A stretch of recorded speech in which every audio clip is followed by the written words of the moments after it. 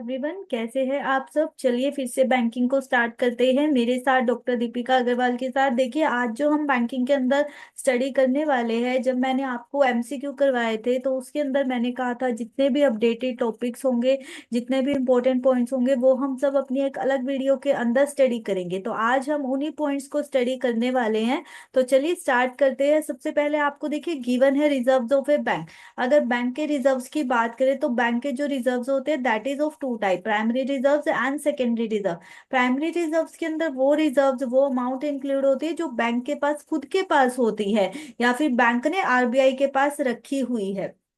तो इसके अंदर आपका कैश आ जाता है, deposit due from other bank, reserve maintain with RBI like CRR. Secondary reserves की अगर हम बात करें तो इसके अंदर देखिए क्या कहते हैं, security purchased by bank to be sold for meeting the short term requirement of funds. Bank ने सिक्योरिटी परचेज की हुई है ताकि वो उनको सेल कर सके जब भी उसे शॉर्ट टर्म रिक्वायरमेंट हो फंड्स की, तो वो किसके अंदर इंक्लूड होगा, सेकेंडरी रिजर्व्स के अंदर। उसके बाद देखिए नेक्स्ट टॉपिक आपका आता है इंटरनेट। इंटरनेट से रिलेटेड अगर हम प्रॉब्लम्स की बात करें तो फर्स्ट प्रॉब्लम जो आपकी आती है दैट इज हैकिंग। देखिए हैकिंग क्या होता है, it is the act of compromising digital devices and network by gaining unauthorised access to an account और अ कंप्यूटर सिस्टम। जब अनऑथोराइज्ड एक्सेस किया जाता है डिजिटल डिवाइसेस का तो उसे क्या बोला जाता है, हैकिंग। उसके बाद देखिए आता है क्रैकिंग। क्रैकिंग के अंदर देखिए क्या कहते हैं, cracking means trying to get into computer system in order to steal, corrupt और इनलेजिटिमेटली व्यू डाटा।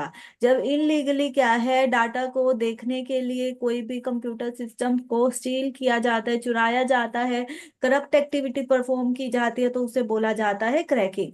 उसके बाद देखिए आता है डंपस्टर डाइविंग। डंपस्टर डाइविंग की अगर हम बात करें, it is the act of extracting information from the discarded physical और डिजिटल वेस्ट। जितना भी डिजिटल वेस्ट है, डिस्कार्डेड डिजिटल वेस्ट है, जब उसके उसको लेकर उसके अंदर से इंफॉर्मेशन निकाली जाती है क्रिमिनल क्रिमिनल्स को परफॉर्म क्राइम्स को परफॉर्म करने के लिए, तो उसे बोला जाता है डंपस्टर डाइविंग। कि जितनी भी डिस्कार्डेड फिजिकल थिंग्स है या डिजिटल वेस्ट है, जब उसके अंदर से इंफॉर्मेशन को निकाला जाता है क्राइम को परफॉर्म करने के लिए, दैट इज डंपस्टर डाइविंग। उसके बाद देखिए इंश्योरेंस। अगर हम इंश्योरेंस की बात करें तो आपका इसके अंदर आ जाता है पहले डबल इंश्योरेंस। देखिए डबल इंश्योरेंस के अंदर क्या कहता है, when an individual entity buy more than one insurance policy for the same risk. जब आप एक से ज्यादा इंश्योरेंस पॉलिसी ले लेते हो that is double insurance.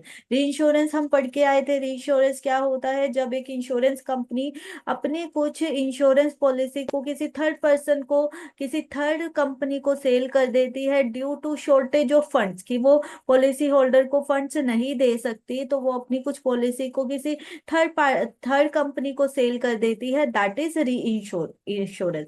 Over insurance क्या कहता है, when the total sum insured bye multiple policy exceeds the value of the thing being covered. Suppose कि आपने अपने फोन का क्या करवाया हुआ है, इंश्योरेंस करवाया हुआ है।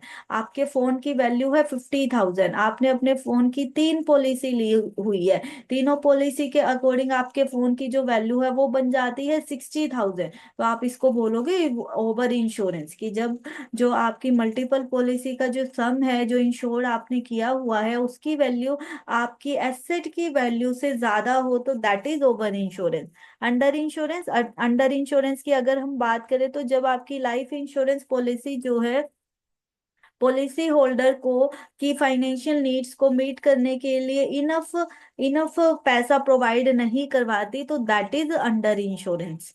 उसके बाद देखिए आपके पास आता है skin the game. Skin the game हम पढ़ के आए थे क्या है, सेबी ने इसको स्टार्ट किया। कब स्टार्ट किया, 1 अक्टूबर 2021 के अंदर। According to skin the game, mutual fund के लिए आया था स्किन द गेम, और इस गेम के अकॉर्डिंग सेबी ने क्या रूल्स बनाए कि जो एम्प्लॉयज है म्यूचुअल फंड कंपनी के, like CEO, CIO, fund manager, वो अपनी सैलरी का 20% क्या करेंगे, एनुअली म्यूचुअल फंड के अंदर इन्वेस्ट करेंगे। और वो जो पैसा इन्वेस्ट कर रहे हैं वो 3 साल के लिए लॉक्ड हो जाता है। म्यूचुअल फंड के एम्प्लॉयज उसको 3 साल से पहले विड्रॉ नहीं कर सकते।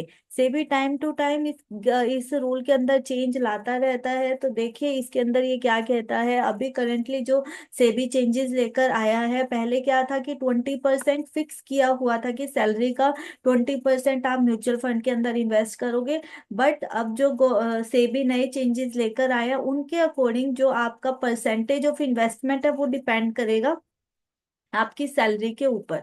देखिए अगर किसी एम्प्लॉय की सैलरी 25 लाख से कम है एनुअली, तो वो कोई भी अमाउंट इन्वेस्ट नहीं करेगा। अगर एम्प्लॉय की सैलरी 25 लाख से 50 लाख है एनुअली, तो वो कितना इन्वेस्ट करेगा, 10%। अगर एम्प्लॉयज की सैलरी मोर देन 50 लाख है एंड लेसर देन या इक्वल्स टू 1 करोड़ है, तो वो कितना इन्वेस्ट करेगा, 14%। और अगर एम्प्लॉयज की सैलरी 1 करोड़ से ज्यादा है, तो वो कितना इन्वेस्ट करेगा, 18%। तो जो 20% का क्राइटेरिया था, फिक्स 20%, ये अब खत्म कर दिया है सेबी ने। उसके बाद देखिए नेक्स्ट टॉपिक आपका आता है virtual banking. Virtual banking basically online banking ही होती है। देखिए इसके अंदर ये क्या कहते हैं, it allows the customer to perform financial transaction through a bank website और मोबाइल फोन। आप बैंक की वेबसाइट और मोबाइल फोन के थ्रू क्या कर सकते हो, अपनी बैंकिंग ट्रांजैक्शंस को परफॉर्म कर सकते हो। आपको फिजिकल ब्रांच पे जाने की जरूरत नहीं है, दैट इज वर्चुअल बैंकिंग। उसके बाद देखिए नेक्स्ट आता है कोर बैंकिंग सोल्यूशन। इसको सेंट्रलाइज्ड बैंकिंग सोल्यूशन या सिस्टम भी बोला जाता है।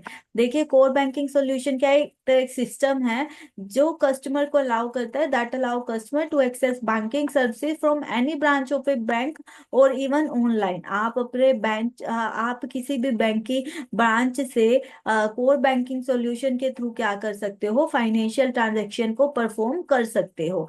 फैसिलिटीज जो आपको सीबीएस प्रोवाइड करवाता है कि आप कैश को विड्रॉ कर सकते हो from CBS branch across the country. आप कहीं पर भी सीबीएस ब्रांच के थ्रू क्या कर सकते हो, कैश को विड्रॉ कर सकते हो, पैसे को इजिली ट्रांसफर कर सकते हो। सीबीएस जो कस्टमर होगा, जो बैंक है जिसके पास सीबीएस की सर्विस अवेलेबल है, उसका जो कस्टमर होगा उसे बोला जाएगा सीबीएस कस्टमर। तो सीबीएस कस्टमर को एक यूनिक आईडी दी जाती है। सीबीएस की सर्विस अवेल करने के लिए ये जरूरी है कि जो बैंक है उसके पास सीबीएस की सर्विस हो। सारी ब्रांचेस के पास, अगर सारी ब्रांचेस के पास सीबीएस की सर्विस अवेलेबल होगी तभी सीबीएस काम करेगा, अदरवाइज नहीं करेगा। उसके बाद देखिए कंसोर्टियम लैंडिंग। देखिए कंसोर्टियम लैंडिंग को शेट्टी कमेटी लेकर आया था। कंसोर्टियम लैंडिंग का मतलब क्या होता है, जब दो या दो से ज्यादा लैंडिंग इंस्टीट्यूशन मिलकर किसी एक पर्सन को क्या कर रहे हैं, फाइनेंस दे रहे हैं, दैट इज कंसोर्टियम लैंडिंग।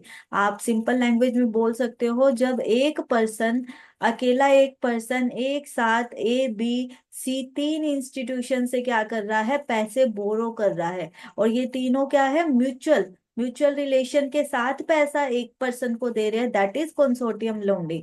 जब मल्टीपल लैंडिंग इंस्टीट्यूशन इकट्ठे होकर एक सिंगल पर्सन को फाइनेंस देते हैं, दैट इज कंसोर्टियम लैंडिंग। और इसको कौन लेकर आया, आपकी शेट्टी कमेटी। उसके बाद देखिए knowledge process outsourcing. Knowledge process outsourcing का बेसिकली मतलब क्या है, किसी बाहर के एक्सपर्ट्स से नॉलेज रिलेटेड एक्टिविटीज को क्या करना, लेना। आप उसको क्या कर रहे हो, एक्वायर कर रहे हो, आप बोल सकते हो। सपोज एक कंपनी है, कंपनी क्या कर दिया, नॉलेज बेस्ड बिजनेस एक्टिविटीज को बाहर एक्सपर्ट्स से एक्वायर कर दिया, that is knowledge process outsourcing. इसके अंदर डाटा एनालिटिकल टेक्निक्स आ जाती है, मार्केट रिसर्च की टेक्निक आ जाती है, लीगल रिसर्च, फाइनेंशियल मॉडलिंग, इन सब के लिए जो आपका बिजनेस क्या कर रहा है, जितने भी बाहर एक्सपर्ट्स है, जिसे डाटा एनालिटिक्स की नॉलेज है, मार्केट रिसर्च की नॉलेज है, लीगल रिसर्च की नॉलेज है, जब उनकी नॉलेज को एक्वायर करता है, that is knowledge process outsourcing. उसके बाद देखिए आता है शेडो बैंकिंग। शेडो बैंकिंग को आपका पोल मैकले लेकर आया था 2007 के अंदर। देखिए शेडो बैंकिंग का बेसिकली मतलब क्या है, कुछ इंस्टीट्यूशंस या बोल सकते हो मार्केट जो क्या कर रहे हैं, ट्रेडिशनल बैंकिंग फंक्शंस को ही परफॉर्म करते हैं और ट्रेडिशनल सिस्टम के अकॉर्डिंग ही, तो उसे बोला जाता है शेडो बैंकिंग। बट जो इंस्टीट्यूशन जो मार्केट ट्रेडिशनल बैंकिंग फंक्शंस को परफॉर्म कर रही है, ट्रेडिशनल सिस्टम ऑफ बैंकिंग के अकॉर्डिंग ही, उन्हें क्या बोला जा रहा है, नॉन बैंकिंग फाइनेंशियल इंटरमीडियरी और मार्केट बेस्ड फाइनेंस। जब ये लोग क्या करते हैं, बैंकिंग फंक्शंस को परफॉर्म्स करते हैं, तो उसे बोला जाता है शेडो बैंकिंग। देखिए कहते हैं it comprises a diverse set of institution and market that collectively carry out traditional banking function but do so outside और in ways only solely linked to the traditional system of regulated। देखिए जो traditional banking functions को perform कर रहे हैं but completely traditional system के through follow नहीं कर रहे, कुछ एक सिस्टम को फॉलो कर रहे हैं और बैंकिंग फंक्शंस को परफॉर्म कर रहे हैं, दैट इज शेडो बैंकिंग। और उन्हें इंस्टीट्यूशंस को क्या बोला जाता है, नॉन बैंकिंग फाइनेंशियल इंटरमीडियरीज, या फिर आप मार्केट बेस्ड फाइनेंस भी कह सकते हो। शेडो बैंकिंग आपका पोल मैकले लेकर आया 2007 के अंदर। उसके बाद देखिए आता है स्टेल चेक। देखिए स्टेल चेक का क्या मतलब है, ऐसा चेक जो आपका बैंक के अंदर ना तो डिपॉजिट हुआ ना ही एनकैश करवाया गया पिछले 6 महीनों से, तो उस चेक को बोला जाएगा स्टेल चेक। देखिए इसके अंदर क्या कहता है, बैंक जनरली किसी चेक को स्टेल चेक कब कंसीडर करता है, जब पिछले 3 महीने से उस चेक को ना तो कोई डिपॉजिट हुई है उस चेक की और ना ही किसी ने एनकैश करवाया है, तो उसे बोला जाएगा स्टेल चेक। उसके बाद देखिए आपका आता है green banking.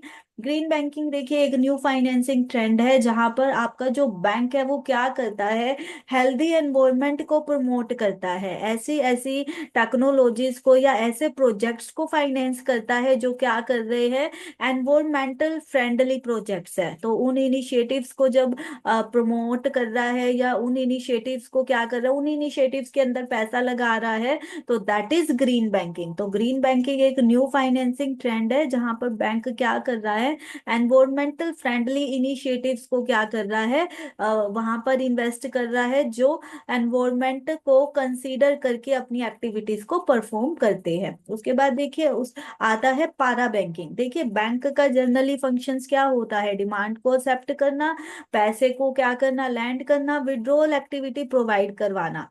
In relation to these regular activities, जब आपका बैंक कुछ अलग एक्टिविटीज परफॉर्म करता है, लाइक आपकी शेयर्स को अंडरराइट कर रहा है, इंश्योरेंस सर्विसेज भी प्रोवाइड करवा रहा है, पोर्टफोलियो मैनेजमेंट सर्विसेज भी प्रोवाइड करवा रहा है, तो उसे बोला जाता है पैरा बैंकिंग। तो पैरा बैंकिंग क्या है, जब आपका बैंक जो है फाइनेंशियल सर्विसेज और एक्टिविटीज के साथ साथ कुछ एडिशनल एक्टिविटीज भी परफॉर्म करता है, like portfolio management, insurance facilities, underwriting of shares, that is para banking.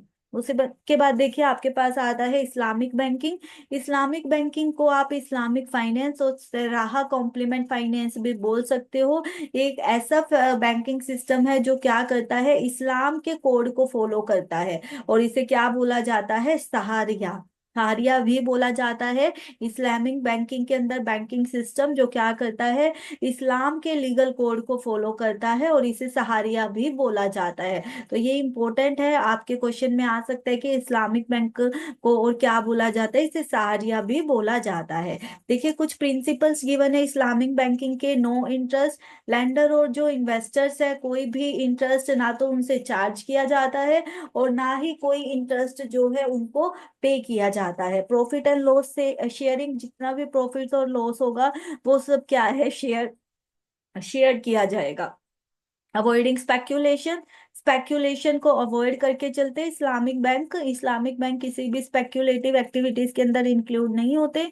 No investment in prohibited goods, ऐसे गुड्स जिनका प्रोहिबिशन है तो उन गुड्स के अंदर, उन गुड्स के बिजनेस के अंदर इस्लामिक बैंक इन्वेस्टमेंट नहीं करते। उसके बाद देखिए आपके पास आ जाता है एटीएम। एटीएम आप लोगों को क्या पता है क्या होता है, एक मशीन होती है, ऑटोमेटेड टेलर मशीन होती है जिसके थ्रू आप क्या कर सकते हो, पैसे को विड्रॉ कर सकते हो, इन्वेस्ट कर सकते हो, आप अपने बैंक की स्टेटमेंट को फाइंड आउट कर सकते हो, आप अपना कोड जनरेट कर सकते हो, जितनी भी बैंकिंग एक्टिविटीज है वो आप एटीएम के थ्रू परफॉर्म कर सकते हो। तो देखिए डिफरेंट टाइप के एटीएम है। सबसे पहले आपका आता है फुल सर्विस एटीएम। जो एटीएम आपको हर तरह की सर्विस प्रोवाइड करवाता है, like deposit, fund transfer and bill payment.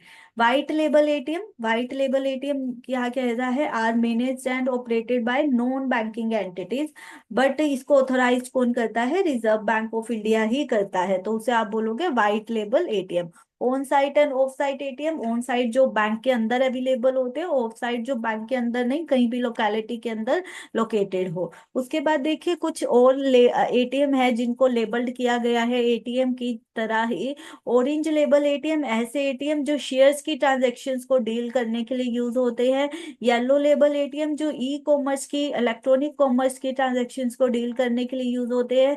Green label ATM जो एग्रीकल्चर एक्टिविटीज की ट्रांजेक्शन्स को डील करने के लिए यूज होते हैं। पिंक लेबल एटीएम जो स्पेसिफिकली फीमेल कस्टमर्स के लिए ही बने हुए हैं। Brown label ATM operated by a third party service provider, जो आपका ब्राउन लेबल एटीएम है इसको कोई थर्ड पार्टी जो है एटीएम की सर्विस क्या कर रही है, प्रोवाइड कर रही है। तो ये एटीएम के जो नेम है ये भी आपके एग्जाम के पॉइंट ऑफ व्यू से बहुत इंपॉर्टेंट है, आप इन्हें अच्छे से पढ़कर जाइएगा। उसके बाद देखिए आपके पास आता है ब्लू चिप कंपनीज। देखिए ब्लू चिप कंपनीज क्या होती है, well established, financially strong, most reliable और वैल्यूएबल कंपनीज होती हैं मार्केट के अंदर। तो ब्लू चिप कंपनी आपकी जो हाईली रेप्यूटेड कंपनी है, जिसका फाइनेंशियल बैकग्राउंड बहुत ज्यादा स्ट्रोंग है, उस कंपनी को बोला जाता है blue chip company. Blue chip जो है आपका पोकर वर्ड से अराइव्ड हुआ है। ब्लू चिप का मतलब है हाईएस्ट वैल्यू प्राइसेस, मतलब कि जो ब्लू चिप है उसका मतलब है हाईएस्ट प्राइस, जो कंपनी है वो बहुत ज्यादा फाइनेंशियली स्ट्रोंग कंपनी है। तो अगर कोई भी कंपनी जो है ब्लू चिप कंपनी बनना चाहती है तो वो well known company, well establish, well capitalised company होनी चाहिए। और इस कंपनी के जो शेयर, ब्लू चिप शेयर्स जो हाईली रेप्यूटेड शेयर्स होते हैं ब्लू चिप कंपनीज के। उसके बाद देखिए आपके पास नेक्स्ट टॉपिक आता है टाइप्स ऑफ नेटवर्क टोपोलॉजीज। देखिए बैंकिंग के अंदर जनरली स्टार टोपोलॉजी यूज होती है, बट इसके अलावा और टोपोलॉजीज भी अवेलेबल है। आपसे क्वेश्चन पूछा जा सकता है तो आपको पता होना चाहिए कौन कौन सी टोपोलॉजीज है। मैं आपको जल्दी जल्दी पढ़ा देती हूँ, आप एक बार एग्जाम के अंदर इसको जरूर रीड आउट करके जाइएगा। देखिए सबसे पहले आता है रिंग टोपोलॉजी। रिंग टोपोलॉजी एक रिंग की तरह, अंगूठी की तरह ही बनी होती है। डाटा जो है ट्रेवल करता है ना क्लोज्ड लूप, मतलब कि जितने भी आपके वो कोर्स बने हुए हैं वो बिल्कुल पास पास होते हैं, और जो डाटा है वो एक दूसरे के थ्रू क्या हो जाएगा, पास हो जाएगा। देखिए इसके अंदर आपको ये रहा नेटवर्क, वो आपको एक डायग्राम गिवन है, तो ये आपका रिंग टोपोलॉजी है कि जितने भी कोड है वो एक दूसरे के पास पास है, नियर बाय है, डाटा जो है इनके थ्रू पास आउट होता रहेगा। That is ring topology. Closed loop के अंदर जब डाटा क्या होता है, ट्रांसफर होता है। फिर आता है स्टार टोपोलॉजी। स्टार टोपोलॉजी के अंदर क्या होता है, एक सेंट्रल हब होता है और बाकी के नोड्स इस सेंट्रल हब के साथ क्या होते हैं, ज्वाइन होते हैं। सेंट्रल हब और switch, the switch is active can be use to manage the data. Devices जो है सेंट्रल हब से कनेक्ट होती है। तो ये देखिए आपका जो स्टार है कि ये क्या सेंट्रल हब है, बाकी सारी डिवाइसेज जो है वो इससे कनेक्टेड है। उसके बाद देखिए आता है हमारा जो नेक्स्ट है, दैट इज बस टोपोलॉजी। देखिए बस टोपोलॉजी के अंदर जो डिवाइसेस है वो आपकी एक सिंगल वायर के अंदर और एक सिंगल डायरेक्शन के अंदर ही क्या होती है, अरेंज होती है, और जो आपका डाटा है वो इस सिंगल लाइन के अंदर क्या करेगा, नोड्स के थ्रू फ्लो करेगा। ये देखिए बस का आपको डायग्राम गिवन है, एक सिंगल लाइन है, नोड्स इसके साथ कनेक्टेड है, और जो आपका डाटा है, इंफॉर्मेशन है, वो इस लाइन के अंदर क्या हो रही है, node to node pass out होएगी। उसके बाद देखिए नेक्स्ट आता है mesh topology. Mesh topology all nodes cooperate to distribute data among each other. Mesh का मतलब ही ये क्या है, मैशअप हो गया। तो जितने भी नोड्स है एक दूसरे को डाटा प्रोवाइड करवाने के लिए क्या करते हैं, कोऑपरेट करते हैं।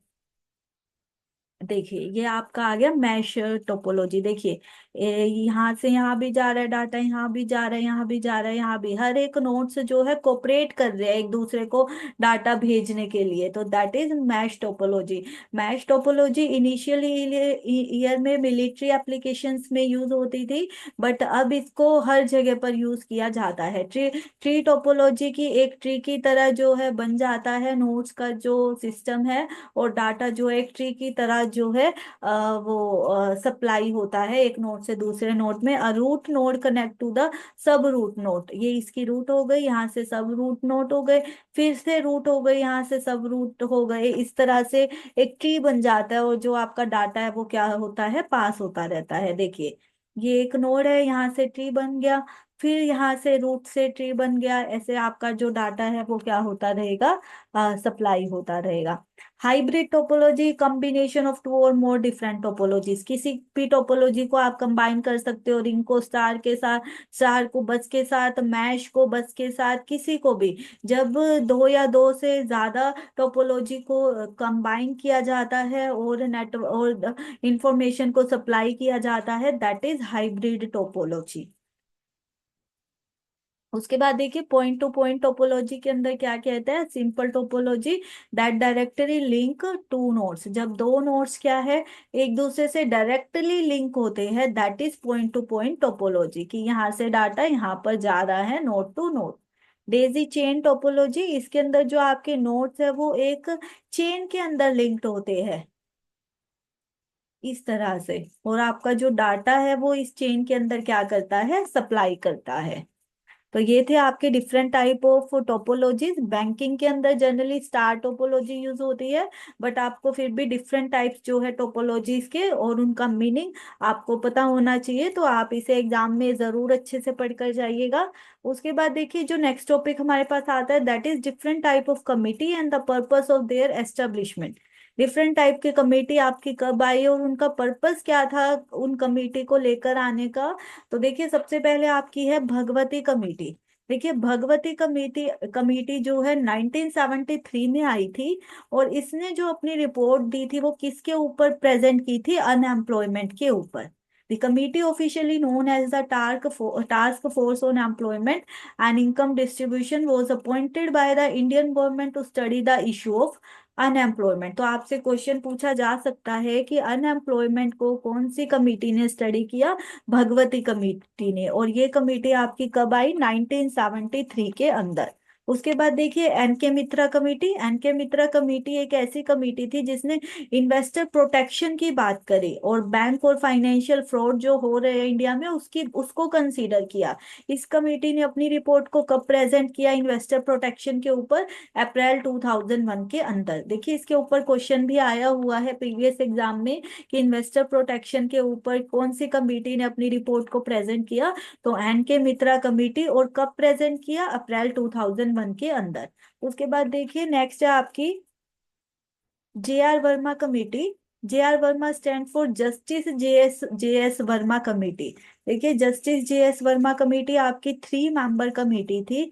2012 के अंदर दिल्ली के अंदर जो गैंग रेप हुआ था उसके ऊपर कुछ अमेंडमेंट्स आई थी, उस केस के बाद कुछ अमेंडमेंट्स आई थी क्रिमिनल लॉ के अंदर, वो कौन सी कमेटी ने प्रेजेंट की थी, जे आर वर्मा कमेटी ने। तो 2012 के अंदर जो दिल्ली के अंदर केस हुआ था गैंग रेप केस, उसको लेकर क्रिमिनल लॉ के अंदर जो अमेंडमेंट्स आई थी उन अमेंडमेंट्स को किसने रिकमेंड किया था, जे आर वर्मा कमेटी ने। इस कमेटी के जो मेंबर थे, the committee was headed by justice J S Verma, a former chief justice of the supreme court. जो इसके हेड थे वो थे जस्टिस जे एस वर्मा। जे S Verma former chief justice थे सुप्रीम कोर्ट के, और जो इसने अपनी रिपोर्ट प्रेजेंट की थी वो कब प्रेजेंट की थी, जनवरी 2013। आप इसका ईयर ऐसे याद रखिएगा, अगर आप ईयर भूल जाते हो केस कब हुआ था 2013 में, जस्ट उसके बाद ही नेक्स्ट ईयर ही जो है रिपोर्ट प्रेजेंट कर दी गई थी जनवरी 2013 के अंदर। उसके बाद नेक्स्ट आता है एलसी गुप्ता कमेटी। देखिए एलसी गुप्ता कमेटी क्या थी आपकी कमेटी, इसको appointed by Security and Exchange Board of India in 1996 to regulate the derivatives trading in India. LC Gupta committee को कौन लेकर आया, सेबी लेकर आया 1996 के अंदर। बेसिकली इसको लेकर किस लिए आया, जितनी भी डेरिवेटिव मार्केट है उन सबको क्या करने के लिए, रेगुलेट करने के लिए। नेक्स्ट आपकी जो कमेटी आई that is Mukherjee committee. Mukherjee committee के अंदर देखिए ये क्या कहता है, in December 1965 central council of health government of India established a committee with B Mukherjee the union health secretary at the time at its chairperson. देखिए 1965 में जो सेंट्रल काउंसिल ऑफ हेल्थ थी इंडिया की, जो गवर्नमेंट थी, उन्होंने एक कमेटी बिठाई बी मुखर्जी के साथ, union health secretary at the time, जो यूनियन हेल्थ सेक्रेटरी थे उस टाइम पर, उसको इस कमेटी का क्या बनाया गया, चेयरपर्सन बनाया गया। और इस कमेटी ने जो बेसिक हेल्थ के ऊपर जो अपनी रिपोर्ट प्रेजेंट की, वो कब प्रेजेंट की, 1968 के अंदर। तो बेसिकली मुखर्जी कमेटी किस लिए आई थी, बेसिक हेल्थ को लेकर जितने भी इश्यूज थे उन सबको कॉप अप करने के लिए कौन सी कमेटी बिठाई गई, मुखर्जी कमेटी। उसके बाद देखिए आता है आईटी वेज कमेटी। आईटी वेज कमेटी बैंकिंग सेक्टर रिफॉर्म्स के लिए आई थी, और साथ में working capital finance by bank, इसको वर्किंग कैपिटल के लिए नॉर्म्स को सेट करने के लिए आईटी वेज कमेटी को लाया गया। तो आपसे ये भी क्वेश्चन पूछा जा सकता है, बैंकिंग सॉरी, कि बैंकिंग बैंकिंग सेक्टर रिफॉर्म्स के अंदर वर्किंग कैपिटल रिफॉर्म्स को कौन सी कमेटी लेकर आई, आपकी आईटी वेज कमेटी। उसके बाद देखिए नेक्स्ट कमेटी है आपकी एस एम केलकर कमेटी। देखिए एस एम केलकर कमेटी के अंदर क्या कहता है, committee also known as working group on RRB, regional rural bank के ऊपर जो कमेटी आपकी बिठाई गई, that is S M Kelkar committee. इसके अंदर क्या कहता है, 1984 में कमेटी ने रिकमेंड किया कि जितने भी स्मॉल और अन इकोनॉमिक रीजनल रूरल बैंक है उन सबको क्या कर दिया जाए, मर्ज कर दिया जाए, ताकि जो इकोनॉमिक है उसके अंदर क्या आ सके, वायबिलिटी आ सके। तो S M Kelkar committee basically किसके लिए आई आपकी, रीजनल रूरल बैंक्स के लिए। तो ये आपकी कुछ कमेटी थी जो एग्जाम के पॉइंट ऑफ व्यू से बहुत इंपॉर्टेंट थी। ये सारे आपके टॉपिक जो अपडेट्स के अंदर रहेंगे, आप इनको एक एग्जाम, अपने एग्जाम के अंदर एक बार जरूर स्टडी करके जाइएगा। हो सकता है कि इनके अंदर से आपसे एक या दो क्वेश्चन जरूर पूछ ले, बहुत इंपॉर्टेंट टॉपिक है, तो आप इनको जरूर अच्छे से कीजिएगा। आपको कोई भी डाउट हो आप कमेंट सेक्शन के अंदर कमेंट करके पूछ सकते हो। तब तक के लिए थैंक यू वेरी मच।